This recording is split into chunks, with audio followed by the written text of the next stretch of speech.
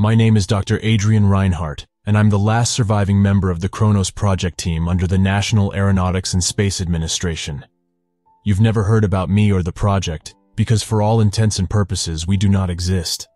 But I'll be damned if NASA is going to let my colleagues' deaths be for nothing more than a classified folder collecting dust on a shelf. I know you probably won't believe me. I wouldn't if I were you. But I'm not asking you to believe me. I'm just asking you to listen. The Kronos Project was secretly established in 1988 by NASA and headed by the Department of Defense. The goal was to use deep-range satellites and telescopes to search the far regions of space for signs of life beyond our solar system. What we found was something far worse. In 2004, a signal was detected from the Boötes void, which is a vast span of nothingness in space nearly 1 billion light-years in diameter. And when I say there is nothing, I really mean nothing. The void contains absolutely no matter or even dark matter. It's essentially a definitive null zone in the universe devoid of anything, all except for a single continuous signal. I remember it like it was yesterday.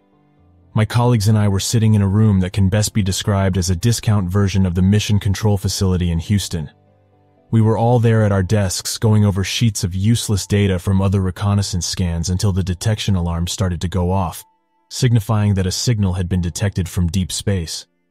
When we started going over the data, we triangulated the signal. It pointed right smack dab in the middle of the void.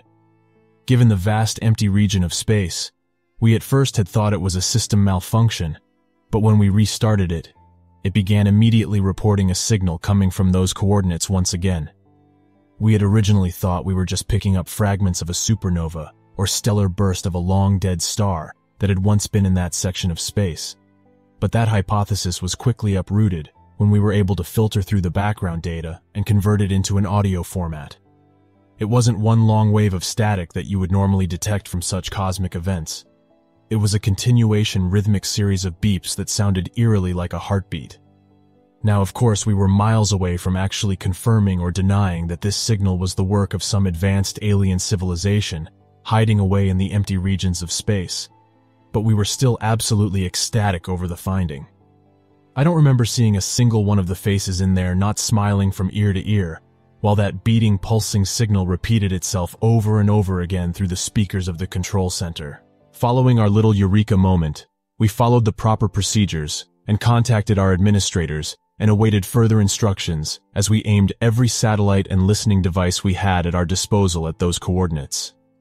I remember feeling like a kid on Christmas Eve as I was driving home that night, so impossibly eager to see what the next day would bring.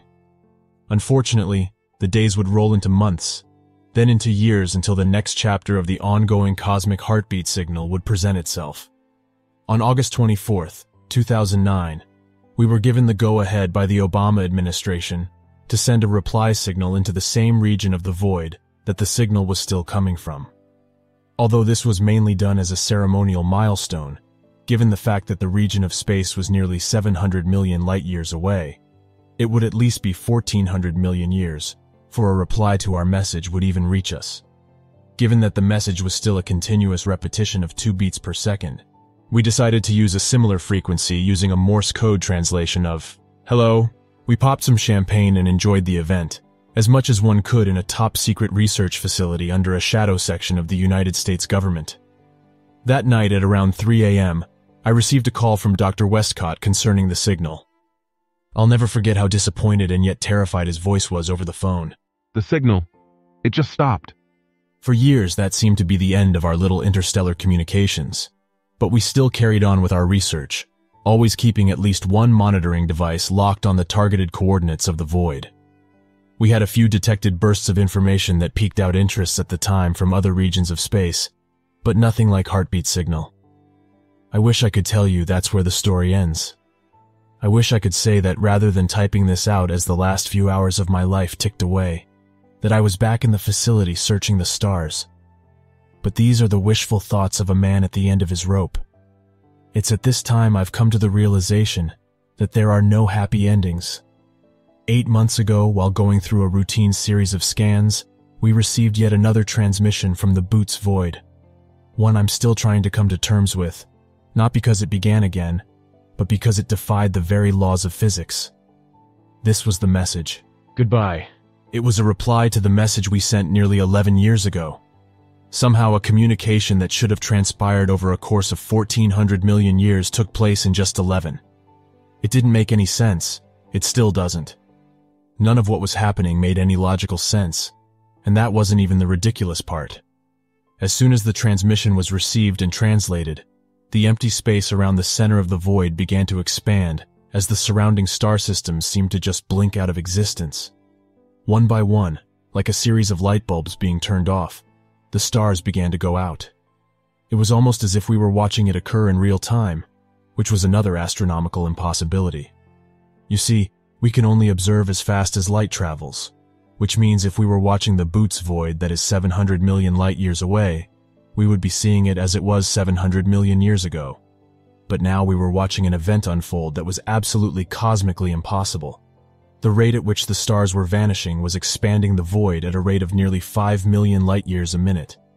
I don't know how to describe it other than saying that the dark nothingness was growing faster than the speed of light itself, seemingly consuming and extinguishing everything in its path. All the while, that message just kept ringing throughout the room.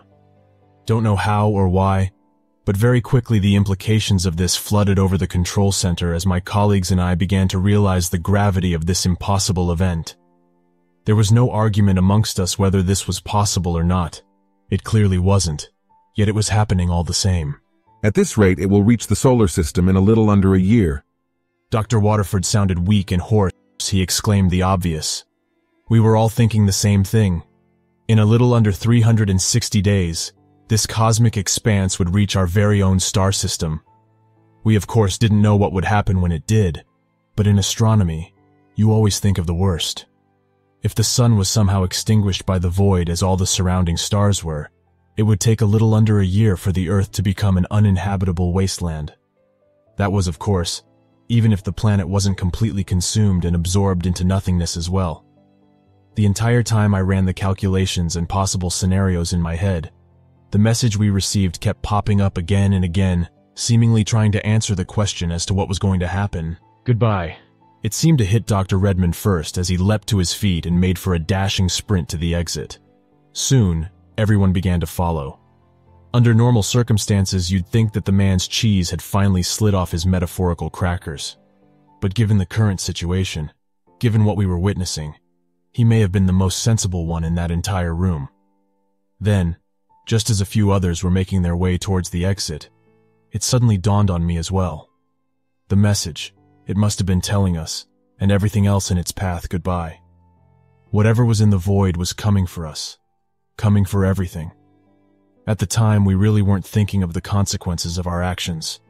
We weren't focused on the repercussions of suddenly jumping ship and going AWOL from a top-secret government program. The only thing racing in our mind was the sweeping wall of nothingness hurtling towards us faster than the speed of light.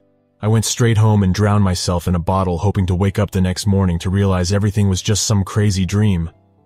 I wouldn't be so lucky, of course. In truth, I would come to find that out very quickly. That night at about 1 a.m., I was awoken by my phone. When I went to check the unknown caller, it turned out to be one of my colleagues, Dr. Maverick Burcham, who was one of the last men to even leave the facility that day. You've got to run, Adrian, he yelled, trying to catch his breath. I had wondered at the time what had caused him such physical exertion. What are you talking about? I asked as my head pounded with a throbbing migraine. They're scrubbing the project, cleaning house. Don't you know what that means? That first sentence was all I needed to sober up. If what he said was true, then word had gotten up the chain of command, and they had now come to knowledge about both the discovery and its implications, as well as the science team's reaction to said implications. If they were scrubbing the project, then we would be the first to be cleaned up. How do you know about this? I tried to go over to McGuire's house to discuss possible outcomes about the expansion, but when I got there, his house was burning to ashes, and Cuthbert and Lethbridge won't answer their phones. And on top of all that, I think I'm being followed. Are you sure? I asked as I made my way to the bedroom window, searching for any sign of government hitmen. Yes, absolutely. I've driven around my block twice, and now I'm on 58 South. There's been a black unmarked car following me the entire way. I could almost make out what were sniffles through the speaker. Listen, you've got to get the hell out of Dodge right now, while you've still got a pot to piss in. If you're half as smart as I know you are, then you'll... Those were the last words I heard from him before the signal gave out. I didn't need much more of a warning after that. I quickly got some things together and piled up into my Avalon and hit the highway. I've been on the run ever since then, dodging any sign of suspicion by moving state to state, county to county, all until now. Once I post this, they'll obviously be able to trace it, and I'm going to let them. I've been running all year, and I'm tired of it. Mainly because there doesn't seem to be a point to it any longer. Within a few months the expanse will reach us anyway. So forgive me if I take the easy way out of this. I wish I could tell you in these final words that the governments of the world are working together to somehow try to stop this. But they know better. They know it's coming. And rather than be upfront with you, they want to hide it as long as possible. That's why there's been so much shit clogging the news and media here lately. They want total blanket coverage of so much chaos here on Earth. That way no one looks up to see the inevitable. It's coming, and there's no stopping it. So do me a favor, will you? Make what little life you have left worth it. Hold your loved ones. Go on that vacation you keep putting off. Do what makes you happy. Live. Goodbye.